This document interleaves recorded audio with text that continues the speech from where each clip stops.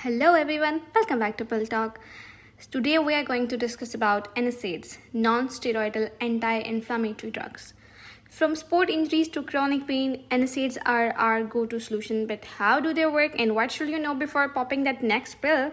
Stick around to discover the magic and the mystery behind NSAIDs. Basically, NSAIDs are a class of medications जो कि इस्तेमाल होती हैं pen को कम करने में, बुखार को कम करने में एंड मोस्ट इम्पॉर्टेंटली इन्फ्लेमेशन को डैमेज करने में।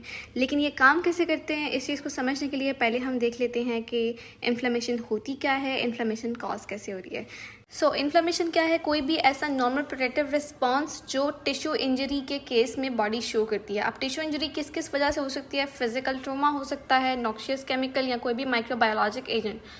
इन्फ्लेमेशन में बॉडी की एफर्ट होती है कि वो किसी तरह से जो भी इन्वेडिंग ऑर्गेनिज्म है, जो भी इंजूरियस स्टिमुलाई है, उसको बॉडी से किसी तरह से निकाला जाए। जब हीलिंग कंप्लीट हो जाती है, नॉर्मली इन्फ्लेमेशन खुद ब खुद ही सबसाइड हो जाती है। हाउएवर बाज़ का ऐसा भी होता है कि इम्यून सिस्टम आपका इनअप्रोप्रिएट तरीके से एक्टिवेट हो जाता है। जब इनअप्रोप्रिएट एक्टिवेशन हुई होगी तो उस केस में इम्यून मीडिएटेड डिजीजेस का सामना करना पड़ता है, for example rheumatoid arthritis. Next अगर बात करें तो 3 फेजेस होती हैं इन्फ्लेमेशन की। सबसे पहली फेज़ होती है acute inflammation, initial response to injury. इसमें कुछ मीडिएटर्स रिलीज होते हैं जिसमें आ जाता है histamine, prostaglandin, serotonin, bradykinin, leukotrienes. Then दूसरा फेज़ होता है इम्यून रिस्पांस, उसमें आपको इम्यून रिस्पांस शो होगा। देन तीसरा फेज़ आता है क्रॉनिक इन्फ्लेमेशन। क्रॉनिक इन्फ्लेमेशन तब होगी जब आपकी नॉर्मल एक्यूट इन्फ्लेमेशन जो है वो अगर सबसाइड नहीं होती है तो वो अल्टीमेटली क्रॉनिक इन्फ्लेमेशन में कन्वर्ट हो जाती है। अब क्रॉनिक इन्फ्लेमेशन के कुछ मीडिएटर्स हैं जी, interleukin 1, 2, 3 and granulocyte macrophage colony stimulating factors हैं, tumour necrosis factor alpha, interferons, PDGF, platelet derived growth factors. तो ये कुछ मीडिएटर्स हैं जो क्रॉनिक इन्फ्लेमेशन है और कुछ हमने ऊपर पढ़े वो एक्यूट इन्फ्लेमेशन के हैं। तो अगर हमें मीडिएटर्स याद होने ज़रूरी हैं। अब आगे बात करते हैं, जब हम इन्फ्लेमेशन के अगेंस्ट जा रहे हैं तो हमने इन्फ्लेमेशन को रोकने के लिए इन्फ्लेमेटरी पाथवे को रोकना पड़ेगा। अब इन्फ्लेमेटरी पाथवे में इन्फ्लेमेटरी मीडिएटर्स इन्वॉल्व होते हैं और जिनमें एक मोस्ट कॉमनली मेन कल्प्रिट हमारा प्रोस्टाग्लैंडिन्स है। अब प्रोस्टाग्लैंडिन का बड़ा मेजर रोल है इन्फ्लेमेशन में और पेन पाथवे में भी। अब हमने क्या करना है कि हमने ये पाथवे को समझना, अंडरस्टैंड करना है कि प्रोस्टाग्लैंडिन सिंथेसाइज कैसे हो रहे हैं। बेसिकली प्रोस्टाग्लैंडिन्स ऐसे कंपाउंड्स होते हैं जिनको हम समटाइम्स इकोसेनॉइड्स भी कहते हैं। इकोसा एक ग्रीक वर्ड से निकला है that refers to the 20 carbon atoms. अब हम बात करने वाले हैं कि प्रोस्टाग्लैंडिन्स की सिंथेसिस कैसे हो रही है। सबसे पहले तो हमें ये पता होना चाहिए कि प्रोस्टाग्लैंडिन का प्राइमरी प्रिकर्सर है arachidonic acid. Arachidonic acid release होता है टिश्यू फॉस्फोलिपिड से by the action of phospholipase A2 enzyme. अब एराकिडोनिक एसिड पता चल गया कि प्राइमरी प्रिकर्सर है प्रोस्टाग्लैंडिन्स का। एराकिडोनिक एसिड 2 पाथवेज में एंटर हो सकता है, या तो वो साइक्लोऑक्सीजिनेज पाथवे में जा सकता है या वो लाइपोऑक्सीजिनेज पाथवे में जा सकता है। अब हम आगे एक डायग्राम के थ्रू समझते हैं कि ये 2 पाथवेज किस तरह से वर्क कर रहे हैं और किस तरह से प्रोस्टाग्लैंडिन सिंथेसाइज हो रहे हैं बॉडी में। बात कर लेते हैं कि जी ये पाथवे किस तरह से चल रहा है। एराकिडोनेट आप देख सकते हैं cyclooxygenase pathway and lipoxygenase pathway. Cyclooxygenase आगे से फर्दर 2 तरह के एंजाइम्स उस पर एक्ट करती हैं, देन आगे से फर्दर स्पेसिफिक किस्म के प्रोस्टाग्लैंडिन्स बनते हैं। अब साइक्लोऑक्सीजिनेज पाथवे में आप देख सकते हो COX-1 एंड COX-2 लिखा हुआ है। COX-1 आगे से थ्रोम्बोक्सिन और प्रोस्टाग्लैंडिन्स बना रहा है और COX-2 प्रोस्टाग्लैंडिन्स बना रहा है कुछ।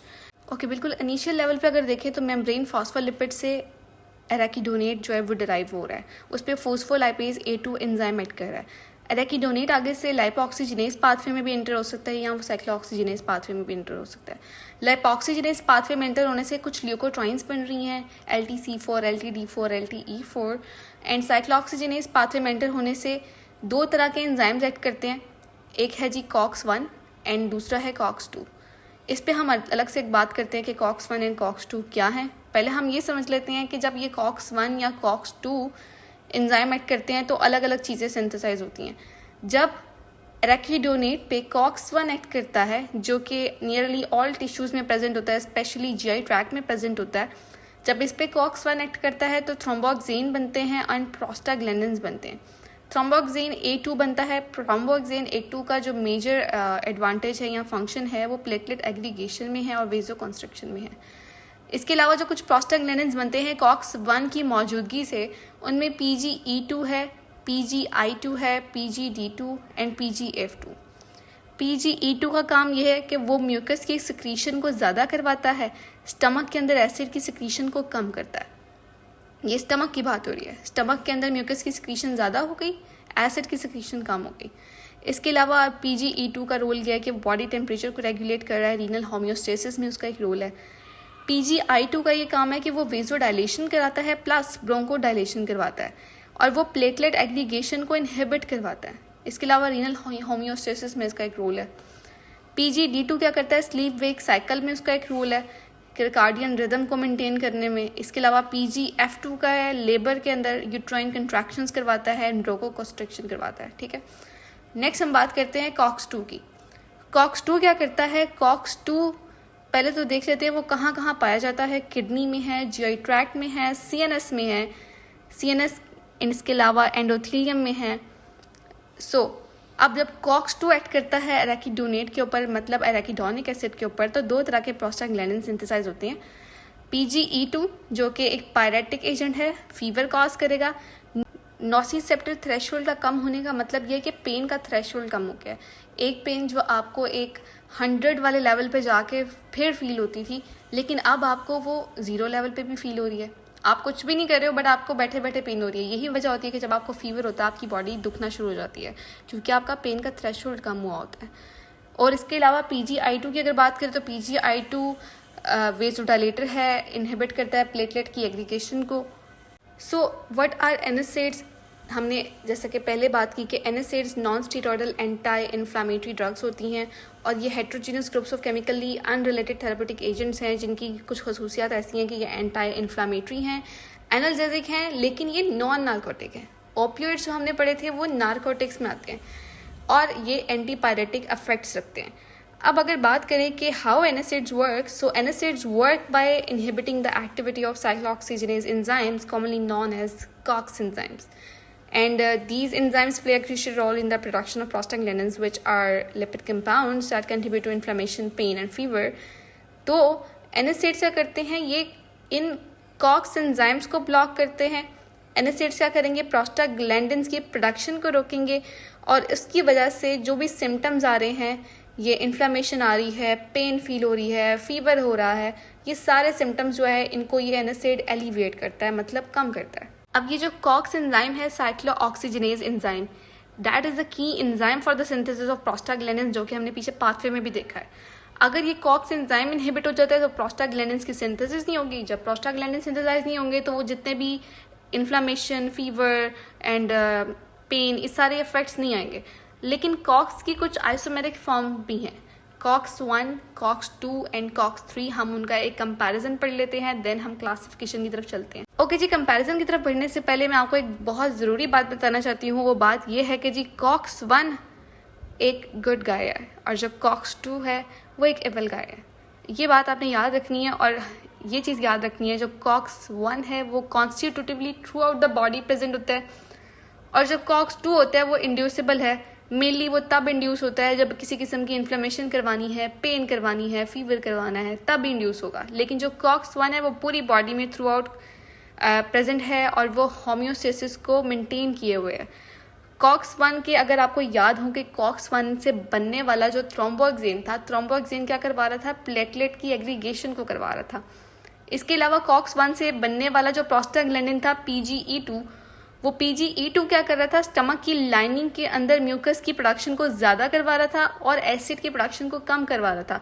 अल्टीमेटली वो स्टमक की लाइनिंग को एसिड से बचाना चाह रहा है, सेव करना चाह रहा है। सो COX-1 is a hero and COX-2 is kind of villain, जो इन्फ्लेमेशन, पेन एंड फीवर में इन्वॉल्व होता है।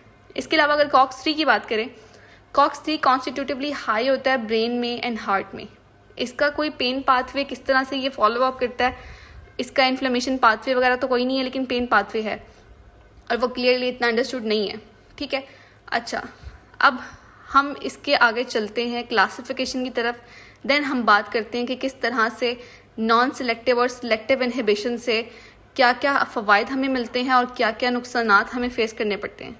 अब हम बात करते हैं क्लासिफिकेशन ऑफ NSAIDs पे। हम क्लासिफाई कर सकते हैं NSAIDs को based on COX selectivity and based on chemistry. COX selectivity की बेस पे हम क्लासिफाई कर सकते हैं NSAIDs को नॉन सिलेक्टिव में है, हाईली COX-1 सिलेक्टिव हो सकते हैं, मीडियम COX-1 सिलेक्टिव हो सकते हैं एंड वीक COX-1 सिलेक्टिव हो सकते हैं। सेम इसी तरह से वीक COX-2 सिलेक्टिव हो सकते हैं, मीडियम COX-2 सिलेक्टिव हो सकते हैं एंड हाईली COX-2 सिलेक्टिव हो सकते हैं। उसी तरह से अगर हम केमिस्ट्री बेस्ड अगर हम क्लासीफाई करें तो सैलिसाइलेट्स हैं हमारे पास, जिनमें आ जाती है एस्पिरिन।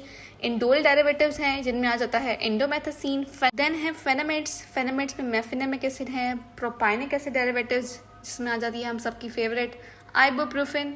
उसके अलावा कीटोप्रोफेन, ऑक्सीकेम डेरिवेटिव, पायरोक्सीकेम आ जाता है इसके अंदर। फिनाइल एसिटिक एसिड डेरिवेटिव्स में डिक्लोफेनेक हैं एंड दूसरे कुछ आ जाते हैं नेब्यूमेटॉन एंड कीटोटोलैक। अब है जी मैकेनिज्म ऑफ एक्शन क्या है। जैसे कि हम पहले बात कर चुके हैं कि ये साइक्लोऑक्सीजनेज एंजाइम्स को इनहिबिट करते हैं। इसकी वजह से प्रोस्टाग्लैंडिन सिंथेसाइज नहीं होते और जितने भी अनवांटेड इफेक्ट्स होते हैं वो प्रोड्यूस नहीं होते। और एनएसएड्स की सेफ्टी और एफिकेसी का डिफरेंस कुछ इसी तरह से ये है कि it depends on COX selectivity. COX-1 and COX-2 पे किस पे ऐड कर रहे हैं उस पर डिपेंड कर रहा होता है कि कौन सी एनएसएड कितनी सेफ है और कितनी ज़्यादा एफिकेशियस है। सो हमारी कोशिश यही होती है कि हम सिलेक्टिव COX इनहिबिटर दें, हम सिलेक्टिवली COX-2 को जाके इनहिबिट करवाएं जो कि मेन कल्प्रिट है, मेन एविल है। वो इनहिबिट हो जाएगा तो हमारा तो मसला ही सॉल्व हो जाएगा ना। और अगर COX-1 को भी जाके इनहिबिट करिए एक चीज़ तो COX-1 तो एक गुड गाय है और वो हमारी बॉडी में होम्योस्टेसिस को भी मेंटेन कर रहा है। जब वो भी इनहिबिट हो जाएगा तो जो होम्योस्टेसिस के कुछ मैकेनिज्म्स बॉडी में चल रहे थे तो वो भी रुक जाएंगे। सो हमारी कोशिश यही होती है कि हम एक ऐसी एनएसएड का इस्तेमाल करवाएं जो कि ज़्यादातर COX-2 सिलेक्टिव हो और वो नॉन सिलेक्टिव ना हो। ऐसा ना हो कि वो जाके COX-1 को भी जाके इनहिबिट करे। जी अब बात करते हैं नॉन सिलेक्टिव COX इनहिबिटर की। नॉन सिलेक्टिव COX इनहिबिटर में हम बात करने वाले हैं एस्पिरिन की। एस्पिरिन का केमिकल नेम है जी एसिटाइल सैलिसाइलिक एसिड और ये रैपिडली अब्जॉर्ब हो जाती है through stomach and upper small intestine. Rapidly hydrolyse भी हो जाती है एसिटिक एसिड में और सैलिसाइलेट में। अगर इसके मैकेनिज्म ऑफ एक्शन की बात करें तो ये क्या करता है, जैसा कि इसकी नाम से पता चल रहा है कि ये किस क्लास के अंदर आ रहा है, किस क्लास से बिलोंग कर रहा है। ये नॉन सिलेक्टिव COX इनहिबिटर है। मतलब ये कि ये COX-1 एंड COX-2 दोनों के दोनों एंजाइम्स को इनहिबिट करेगा। अब एक और बात याद रखने वाली है कि जी साइक्लोऑक्सीजनेज एंजाइम का दूसरा नाम है प्रोस्टाग्लैंडिन सिंथेज। तो अगर कहीं लिखा आ गया कि प्रोस्टाग्लैंडिन सिंथेज क्या है, आपके माइंड में फ़ौरन से क्लिक करना चाहिए कि वो भी साइक्लोऑक्सीजनेज एंजाइम ही है। सो बेसिकली ये क्या कर रहा है, ये इनहिबिशन कर रहा है साइक्लोऑक्सीजनेज एंजाइम की, मतलब प्रोस्टाग्लैंडिन सिंथेज की। जब इस एंजाइम की इनहिबिशन हो जाती है तो प्रोस्टाग्लैंडिन नहीं बनते हैं। अच्छा, अब इसके एक्शंस पे अगर बात करें तो नंबर 1 एक्शन इसका ये होता है कि प्रोस्टाग्लैंडिन की फॉर्मेशन को रोकता है ऑब्वियसली। उसके अलावा दूसरा एक्शन ये होता है कि ये थ्रोम्बोक्सिन A2 की फॉर्मेशन को भी रिड्यूस करता है क्योंकि ये नॉन सिलेक्टिव है। COX-1 के नतीजे में बनने वाले जो थ्रोम्बोक्सिन थे वो भी नहीं बनेंगे। तीसरी बात ये कि ये इसका कोई ल्यूकोट्राइन की सिंथेसिस पे कोई असर नहीं है, कोई इफेक्ट नहीं है क्योंकि ये तो साइक्लोऑक्सीजनेज एंजाइम को इनहिबिट कर रहा है। इसका लाइपोऑक्सीजनेज पाथवे में कोई अमल दखल नहीं है। इसके अलावा नंबर 4 एक्शन ये है कि ये एक सिलेक्टिव COX-2 इनहिबिटर नहीं है, ये नॉन सिलेक्टिव है। ओके जी, 3 major therapeutic actions of aspirin की बात करते हैं। Number 1 is anti inflammatory, number 2 is analgesic and number 3 is antipyretic. Anti inflammatory में अंडरस्टूड सी बात है कि साइक्लोऑक्सीजनेज की जब इनहिबिशन हो जाएगी तो प्रोस्टाग्लैंडिन्स नहीं बनेंगे। जब प्रोस्टाग्लैंडिन्स नहीं बनेंगे तो इन्फ्लेमेशन जो है वो प्रोसीड नहीं करेगी। Number 2 is analgesic. अब एनाल्जेसिक का एक्शन समझने के लिए, थेरेप्यूटिक एक्शन समझने के लिए हमें ये पता होना चाहिए कि जो एक प्रोस्टाग्लैंडिन है PGE2, माना जाता है कि वो नर्व एंडिंग्स को जाके सेंसिटाइज करता है towards the action of bradykinin, histamine and दूसरे केमिकल मीडिएटर्स जो किसी भी इन्फ्लेमेटरी प्रोसेस के दौरान रिलीज हो रहे होते हैं। तो जब PGE2 नहीं होगा, जब उसकी फॉर्मेशन जो है वो इनहिबिट हो जाएगी तो नर्व एंडिंग सेंसिटाइज नहीं होंगी towards the action of bradykinin and दूसरे जितने भी केमिकल मीडिएटर्स या इन्फ्लेमेटरी मीडिएटर्स जो पेन को करवाने में हेल्पफुल होते हैं। तो जब वो नर्व एंडिंग सेंसिटाइज नहीं होंगी तो पेन की जो सेंसेशन है ना वो किसी हद तक थोड़ी सी कम हो जाएगी। इसके अलावा नंबर 3 है जी एंटीपायरेटिक। जब भी बॉडी में किसी किस्म की इन्फ्लेमेशन, हाइपर सेंसिटिविटी, मैलिग्नेंसी आती है तो WBCs एक्टिवेट हो जाते हैं। जब WBCs एक्टिवेट हो जाती हैं तो वो कुछ endogenous fever producing agents, pyrogens for example cytokines release करते हैं। अब साइटोकाइंस आगे से जाके क्या करते हैं, वो आगे से PGE2 की सिंथेसिस को बढ़वाते हैं। जब PGE2 की सिंथेसिस ज़्यादा हो जाती है तो PGE2 आगे से क्या करता है, वो एंटीरियर हाइपोथैलेमिक थर्मोरेगुलेटरी सेंटर के पास जाता है और उसका जो सेट पॉइंट होता है वो बढ़ा देता है। मतलब एक जो नॉर्मल बॉडी टेम्परेचर होता है दैट इज़ 7 डिग्री सेल्सियस, तो उस टेम्परेचर का जो सेट पॉइंट है वो उसको एलिवेट कर देता है, जिसकी वजह से फीवर हो जाता है। तो जब ये PGE2 की सिंथेसिस ही रुक जाएगी तो अल्टीमेटली जो सेट पॉइंट पहले एलिवेट हुआ था वो एलिवेट नहीं होगा, अल्टीमेटली जो फीवर है वो ख़त्म हो जाएगा। अब हम बात कर लेते हैं कुछ थेराप्यूटिक यूजेस या क्लिनिकल यूजेस की। पहले हमने देखा कि एस्प्रिन का थेराप्यूटिक एक्शन क्या है, वो था उसका एक्शन। अब हम बात करने लगे वो उन्हीं एक्शंस को हम इस्तेमाल करते हुए हम इसको क्लिनिकली यूज़ कैसे कर सकते हैं। पहला इस्तेमाल तो एस्प्रिन का एंटी इन्फ्लेमेटरी और एनाल्जेसिया के तौर पे बहुत ज़्यादा इस्तेमाल होता है। NSAIDs जो हैं ट्रीटमेंट में यूज़ हो सकते हैं ऑस्टियोआर्थराइटिस में, गाउट में, एंड रूमेटॉइड आर्थराइटिस में। इसके अलावा ये एजेंट यूज़ हो सकते हैं मोस्ट कॉमनली तो ये यूज़ होते हैं हेडेक में, आर्थरेल्जिया, मायल्जिया एंड डिस्मेनोरिया। एंड इसके अलावा ऐसी कंडीशंस जिनके अंदर एनाल्जेसिया रिक्वायर्ड होता है। Further more addition of NSAIDs with opioids में lead to an opioid sparing effect. अब ये ओपियोइड स्पेयरिंग इफेक्ट क्या होता है? एक ऐसा इफेक्ट जिसके अंदर आपको ओपियोइड की डोज कम देनी पड़े किसी भी पेन को मैनेज करने के लिए, उस चीज़ को हम कहते हैं ओपियोइड स्पेयरिंग इफेक्ट।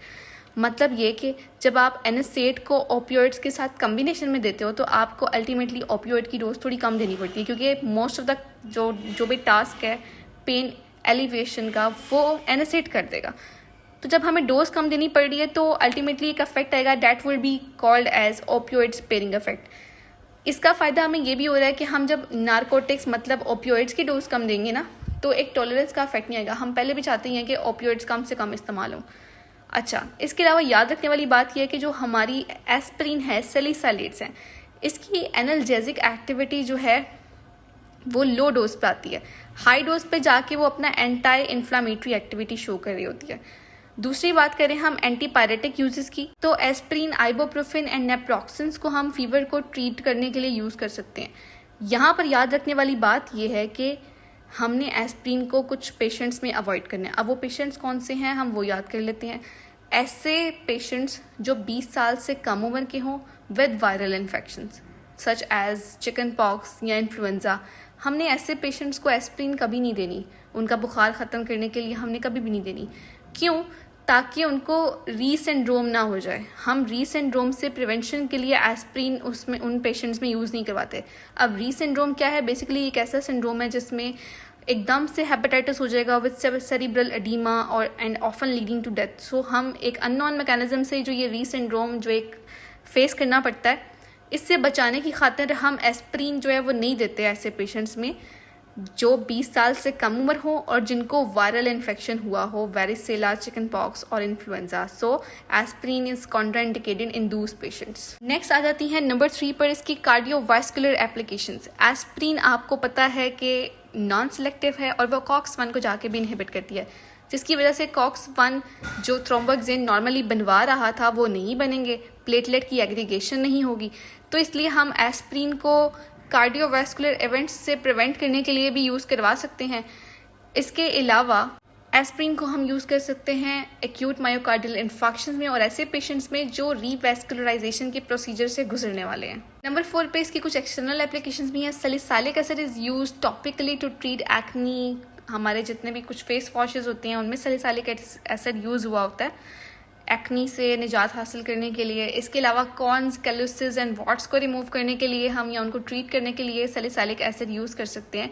इसके अलावा methyl salicylate oil of wintergreen एक मिलता है, इसको हम externally as a cutaneous counter irritant and liniments use कर सकते हैं। और इसके अलावा आर्थराइटिस क्रीम में मिथाइल सैलिसिलेट यूज़ हो सकता है, स्पोर्ट्स रब में यूज़ होता है। तो ये तो होगी कुछ उसकी एप्लीकेशंस। अब हम बात करते हैं कुछ एस्प्रिन के ADRs पे, adverse drug reactions of aspirin. Number 1 is gastrointestinal. अगर हम देखें तो एक बहुत कॉमन एडवर्स इफेक्ट NSAIDs का है जी, GI related, that is dyspepsia and bleeding. अब आपको पता है एक नॉर्मली जो COX-1 के नतीजे से जो एक प्रोस्टाग्लैंडिन बन रहा था वो GIT के अंदर क्या कर रहा था, वो कोशिश ये कर रहा था कि वो एसिड की प्रोडक्शन को कम करवाए और म्यूकस की प्रोडक्शन को ज़्यादा करवाए। तो जब एसिड की प्रोडक्शन जो है वो कम नहीं हो रही है और म्यूकस की प्रोडक्शन ज़्यादा नहीं हो रही है एस्प्रिन देने की वजह से, तो इस केस में अल्सर्स क्रिएट हो सकते हैं GIT की लाइनिंग के अंदर, स्टमक में अल्सर्स क्रिएट हो सकते हैं। इसके अलावा दूसरा एक इसका ADR है कि इसका एक एंटी प्लेटलेट इफेक्ट है एस्प्रिन का। क्योंकि एस्प्रिन क्या करती है, COX-1 को जाके भी इनहिबिट करती है। अब COX-1 के वजह से थ्रोम्बोएक्सिन A2 नहीं बनेगा। जब थ्रोम्बोएक्सिन A2 नहीं बनेगा तो ब्लीडिंग के चांसेस ज़्यादा हो जाएंगे, अननेसेसरी ब्लीडिंग होने के बहुत ज़्यादा जो है वो रिस्क क्रिएट हो जाएंगे। नंबर 3 पे बात करते हैं एक्शंस ऑन द किडनी पे। अब NSAID क्या करता है, वो प्रोस्टाग्लैंडिन E2 और प्रोस्टाग्लैंडिन I2 को भी जाके इनहिबिट करता है। और नॉर्मली ये प्रोस्टाग्लैंडिन्स क्या कर रहे थे, ये रीनल होम्योस्टेसिस को मेंटेन किए हुए थे, रीनल ब्लड फ्लो को मेंटेन किए हुए थे। नंबर 4 पे टॉक्सिसिटी की बात करें तो सैलिसिलेट इंटॉक्सिकेशन जो है माइल्ड भी हो सकती है, सिवियर भी हो सकती है। एक बड़ी माइल्ड सी एक फॉर्म है, उसको हम सैलिसाइलिज्म कहते हैं। सैलिसाइलिज्म टॉक्सिसिटी की ही फॉर्म है एस्प्रिन की, और इसको अगर हम देखें तो इसकी कुछ करेक्टरिस्टिक हमें कुछ ऐसी शो होती हैं कि nausea, vomiting, marked hyperventilation, headache, mental confusion and dizziness and tinnitus, ringing और रोरिंग इन द ईयर्स, कानों में घंटियाँ सी बजेंगी, रिंगिंग सी आपको एक आवाज़ आएगी। अब हम बात करते हैं सिलेक्टिव COX-2 इनहिबिटर पे। सिलेक्टिव COX-2 इनहिबिटर के अंदर हम डिस्कस करने वाले हैं सेलिकॉक्सिब को। सेलिकॉक्सिब एक COX-2 रिवर्सिबल इनहिबिटर है, जबकि एस्प्रिन है वो COX-1 को इरिवर्सिबली इनहिबिट करता था। अच्छा, सेलिकॉक्सिब जो है वो अप्रूव है for the treatment of rheumatoid arthritis, osteoarthritis, acute mild to moderate pain. Celecoxib है similar efficacy to NSAIDs in the treatment of pain. And celecoxib should be used with caution in patients who are allergic to sulfonamides. हम उन patients को नहीं दे सकते जो sulphonamide से allergy रखते हैं। इसके अलावा ऐसे पेशेंट्स जिनको कोई एनाफाइलेक्टॉइड रिएक्शन आया था एस्प्रिन यूज़ करने से या कोई भी नॉन सेलेक्टिव NSAID यूज़ करने से, उनको भी हम सेलिकॉक्सिब नहीं दे सकते। अब हम बात करते हैं एसिटामाइनोफिन पे। एन-एसिटाइल पैरामाइनोफिनोल जो कि NSAIDs के अंदर नहीं आती है, हम इसको NSAIDs के अंदर क्यों नहीं क्लासीफाई कर सकते, क्योंकि इसका एंटी पायरेटिक एक्शन है, एनाल्जेसिक एक्शन है, लेकिन एंटी इन्फ्लेमेटरी एक्शन इसका नहीं होता है, क्योंकि एसिटामाइनोफिन का पेरिफेरल टिश्यू में मौजूद साइक्लोऑक्सीजनेज एंजाइम्स पर इतना खास असर नहीं है एज कम्पेयर टू उसका COX-3 पे असर है। सो एसिटामाइनोफिन जो है प्लेटलेट के फंक्शन को भी जाके डिस्टर्ब नहीं करेगी, इसके अलावा ब्लीडिंग टाइम को भी जो है वो इंक्रीज नहीं करेगी, तो इसलिए हम इसको NSAID में कंसिडर भी नहीं करते हैं, क्योंकि इसका एंटी इन्फ्लेमेटरी एक्शन ही नहीं है, क्योंकि ये COX-3 को जाके इनहिबिट कर रही होती है। अब नेक्स्ट हम बात करते हैं थेरापेटिक यूजेस ऑफ एसिटामाइनोफिन। तो सबसे पहले तो एसिटामाइनोफिन हम ऐसे पेशेंट्स को यूज़ करवा सकते हैं जिनको पेन तो है, पेन हो रही है बॉडी में, लेकिन गैस्ट्रिक कंप्लेंट्स भी हैं, मतलब कोई ना कोई अल्सर हो सकता है, तो अल्सर वगैरह भी बने हुए हैं स्टमक के अंदर, तो वो यूज़ तो करना चाह रहे हैं कोई ऐसी पेन किलर, लेकिन वो दूसरे NSAIDs नहीं ले सकते, तो हम एसिटामाइनोफिन उनको ईजिली दे सकते हैं। इसके अलावा ये कि हम एसिटामाइनोफिन उधर यूज़ करवा सकते हैं जहाँ पर हमें एंटी इन्फ्लामेटरी एक्शन नहीं चाहिए, मतलब सिर्फ और सिर्फ पेन है या फीवर है, इन्फ्लामेशन नहीं है, तो हम NSAID देने की बजाय सीधा एसिटामाइनोफिन उसको यूज़ करवा देंगे पेशेंट को। नंबर 3 है जी एसिटामाइनोफिन एनाल्जेसिक एंटीपायरेटिक चॉइस है for children with viral infections और चिकन पॉक्स, जहाँ पर हमें री सिंड्रोम का खतरा था एस्प्रिन से, वहाँ पर हम एसिटामाइनोफिन बुखार को, फीवर को और पेन को ख़त्म करने के लिए यूज़ करवा सकते हैं। अब हम बात करते हैं एसिटामाइनोफिन की फार्माकोकाइनेटिक्स पे। अच्छा, नॉर्मल सर्कमस्टेंसेस में क्या होता है, जब एसिटामाइनोफिन बॉडी में जाती है तो वो लिवर में जाके उसके कॉन्जुगेट्स बन जाते हैं, मतलब इनएक्टिव ग्लूक्रोनीडेटेड या सल्फेटेड मेटाबोलाइट्स बन जाते हैं। होता क्या है, बॉडी में एसिटामाइनोफिन हाइड्रोक्सिलेशन हो जाती है उसकी, जब उसकी हाइड्रोक्सिलेशन हो जाती है तो एक कंपाउंड बनता है, उसका नाम है जी N-एसिटाइल P बेंजोक्विनोन इमीन, नैपकी भी कह सकते हैं उसको। ओके, अब ये जो नैपकी है ये एक हाईली रिएक्टिव मेटाबोलाइट है, और ये क्या कर सकता है, ये लिवर के सेल्स मतलब हेपेटोसाइट्स के सल्फ हाइड्रल ग्रुप्स के साथ जा के रिएक्ट कर सकता है, लिवर को टोटली डैमेज कर सकता है। लेकिन थैंक टू गॉड कि हमारी बॉडी में एक एंटीऑक्सीडेंट प्रेजेंट है, लिवर ही उसको बना रहा है। उस एंटीऑक्सीडेंट का नाम है ग्लूटाथायोन। वो ग्लूटाथायोन क्या करता है, वो नैपकी के साथ रिएक्ट करता है और नैपकी को अपने सल्फाइड्रल ग्रुप्स दे देता है कि तुम दूसरे लिवर या हेपेटोसाइट्स के सल्फाइड्रल ग्रुप के साथ ना रिएक्ट करो, तुम मुझसे ले लो। अब होता क्या है, अल्टीमेटली जो नैपकी है वो नॉन टॉक्सिक सब्सटेंस में कन्वर्ट हो जाता है जब वो ग्लूटाथायोन के साथ रिएक्ट करता है, और इस तरह से एक नॉन टॉक्सिक या इनएक्टिव मेटाबोलाइट ईजिली यूरिन के थ्रू एक्सक्रीट आउट हो जाता है। नॉर्मली बॉडी में इस तरह से ये चीज़ डिटॉक्सीफाई हो रही है। हम बात करते हैं कुछ ADRs ऑफ एसिटामाइनोफिन पे। अब होता क्या है कि जब कभी ऐसा हो जाता है कि आप नॉर्मल थेरेपेटिक डोजेस पे तो एसिटामिनोफेन नॉर्मली आपकी बॉडी में इजीली मेटाबलाइज हो रहा है, इजीली वो एक्सक्रीट आउट भी हो जा रहा है, लेकिन बाज़ औक़ात ऐसा होता है कि लार्ज डोजेस लेने से आपकी बॉडी में, आपके लिवर में मौजूद जो ग्लूटाथायोन का एक पूल पड़ा हुआ है वो ख़त्म हो जाता है। अब जब ग्लूटाथायोन नहीं बचा तो जितना भी एक्सेस नैपकी होगा, मतलब जो भी एक टॉक्सिक मेटाबोलाइट बन रहा है उसके मेटाबॉलिज्म से, उसको डिटॉक्सिफाई करने के लिए कुछ भी मौजूद नहीं है अब लिवर में, क्योंकि सारा का सारा ग्लूटाथायोन यूज़ हो चुका है। अब जो वो बचा हुआ नैपकी है वो क्या करता है, वो हेपेटिक प्रोटीन्स के साथ जा जाके बाइंड करेगा, कोवलेंट बॉन्ड बना दे। उससे क्या होता है कि हेपेटिक नेक्रोसिस हो जाती है। अब हेपेटिक नेक्रोसिस एक बहुत ही सीरियस और पोटेंशियली लाइफ थ्रेटनिंग कंडीशन है। अब जो हो रही है एसिटामिनोफेन की वजह से टॉक्सिसिटी, इस टॉक्सिसिटी को टैकल करने के लिए हम एंटीडॉट भी दे सकते हैं, जिसमें एक नाम है जी N-एसिटाइलसिस्टीन। N-एसिटाइलसिस्टीन के पास क्या होते हैं, कुछ सल्फाइड्रिल ग्रुप्स हैं।